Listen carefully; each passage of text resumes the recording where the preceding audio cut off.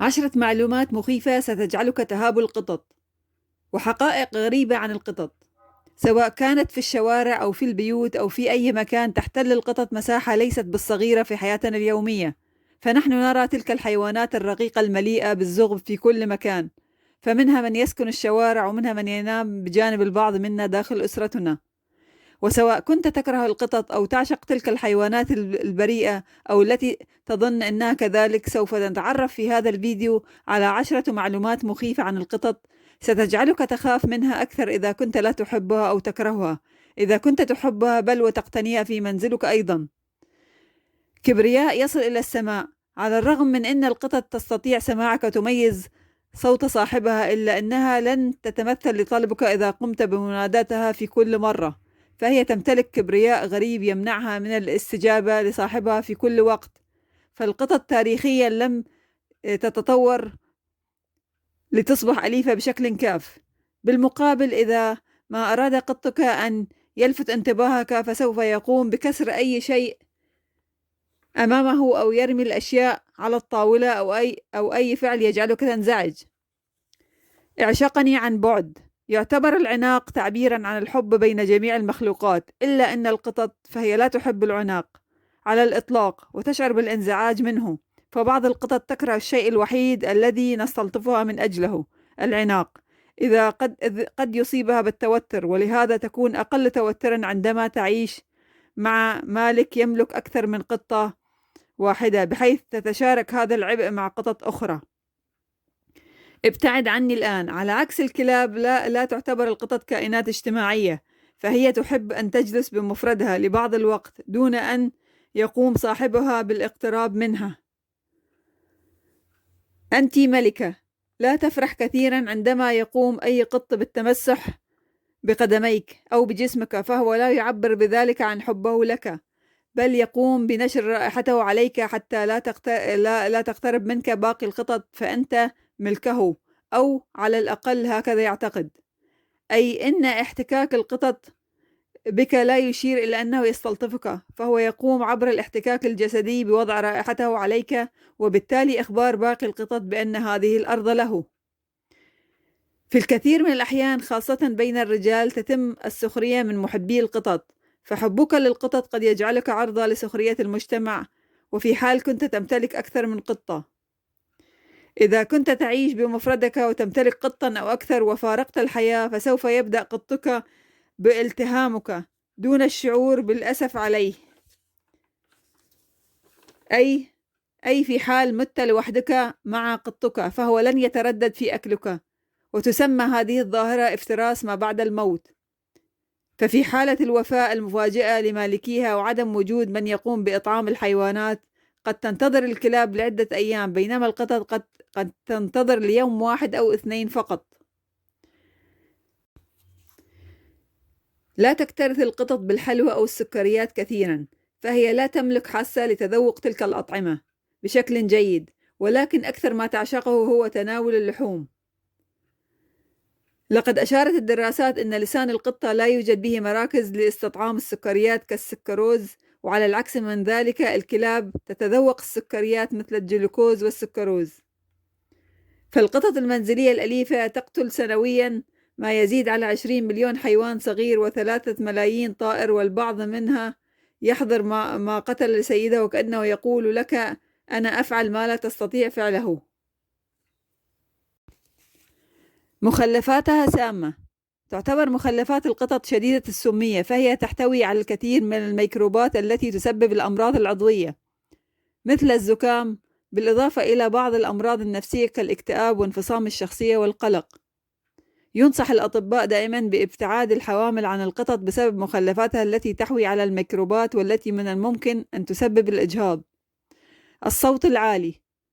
لن تمانع القطط من تأديبك ورفع صوتها عليك بالصراخ والمواء الذي يشبه بكاء الطفل البشري لكي تحصل على ما تريده من الطعام. قد يعبر لك القط عن ترحيبه عبر التحديق بك والطرف بعينيه ببطء، وهو الفعل الذي يعرف بقبلة القطط. قد لا تنتبه للأمر أساسا، ولكن كن حذرا، فإن كانت نظراته عميقة ولم يطرف بعينيه فهذا يشير إلى عدم ترحيبه بك مطلقا.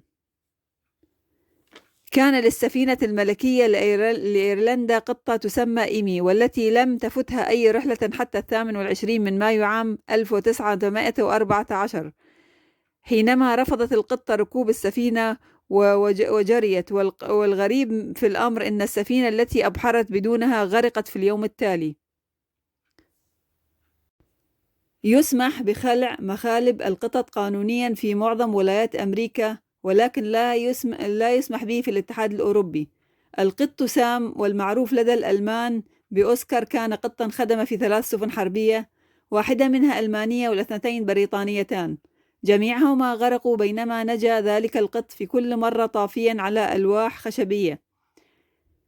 لا تسمح العديد من الملاجئ بتبني القطط عند اقتراب عيد الهالوين، وذلك لخوفهم من أن يتم التضحية بهم أو تعذيبهم. في ديزني لاند وفي المساء تغزو القطط الشاردة أرض ديزني، ولذلك تحاضرهم ديزني لأنها أبقى أعدادا مضبوطة من الفئران وتعاملهم كحيوانات مدللة، فيتم إخصاء وتعقيم القطط أو إطلاق النار عليهم في بعض الأحيان. طبعا هناك حوالي 22 تمثال قطة منتشر في أنحاء مدينة نيويورك بإنجلترا فوق المباني والمنازل، حيث يعتقد أنهم وضعوا في تلك الأماكن في القرن 19، حيث يعتقد أن تلك القطط تحمي سكان المدينة. حظيت القطط بالكثير من الشائعات الرهيبة، منها أنها ب7 أرواح، وأنها الحارس للبوابة التي تفصل بين الأبدية والحياة، وإنها رمز للسحر الأسود، وهذه طبعا مغالطات في حق هذه الكائنات الظريفة والطريفة. تعد القطط من أكثر الحيوانات الأليفة المرغوبة في العالم، ومع ذلك هناك الكثير من الأمور الغريبة التي لا يدركها الناس. العينان: عين القط حساسة شديدة للضوء، ويستطيع القط الرؤية في الظلام أحسن من الإنسان 6 مرات. ويحمي القط عينيه من الضوء الشديد بأن يقفل حدقة العين إلى شق رفيع، ولكنه يرى أيضا في الظلام الحالك. الأصابع: تمتلك القطط 5 أصابع من الرجل الأمامية، بينما الأرجل الخلفية ب4 أصابع فقط. القطط تشم عن طريق مخالبها. إن القطط لا تمتلك غدد عرقية مثلنا، ولكن تفرز العرق من خلال المخالب، كما أن العرق يتبخر لتحافظ على درجة حرارة جلدها، كما أنها تحتوي على غدد الشم تستطيع القطة الشم من خلالها. كل قطة سوداء على جسمها بقعة بيضاء. قد تلاحظ أن كل قطة سوداء بها بقعة بيضاء اللون أو أكثر، ولقد حاول البعض التخلص من هذه القطط السوداء، مما تسبب في قلة عدد القطط السوداء، مما ينذر بانقراضها مستقبلا بسبب الاضطهاد الذي تعرضت له هذه القطط السوداء. لقد أشارت الدراسات أن لسان القطة لا يوجد به مراكز لاستطعام السكريات كالسكروز، وعلى العكس من ذلك الكلاب تتذوق السكريات مثل الجلوكوز والسكروز. أيمن وأيسر: تميل غالبية القطط الإناث إلى استخدام قدمها اليمنى، في حين تميل الذكور إلى استخدام قدمها اليسرى. ومن المثير للاهتمام أن أغلب البشر العسراويين من الذكور أيضا. السقوط من المرتفعات: يمكن للقطط البقاء على قيد الحياة بعد السقوط من مسافة 65 قدما، ويمكنها الاعتماد على عيونها وأجهزة التوازن في أذنها الداخلية لمعرفة متى يمكنها أن تهبط على أقدامها.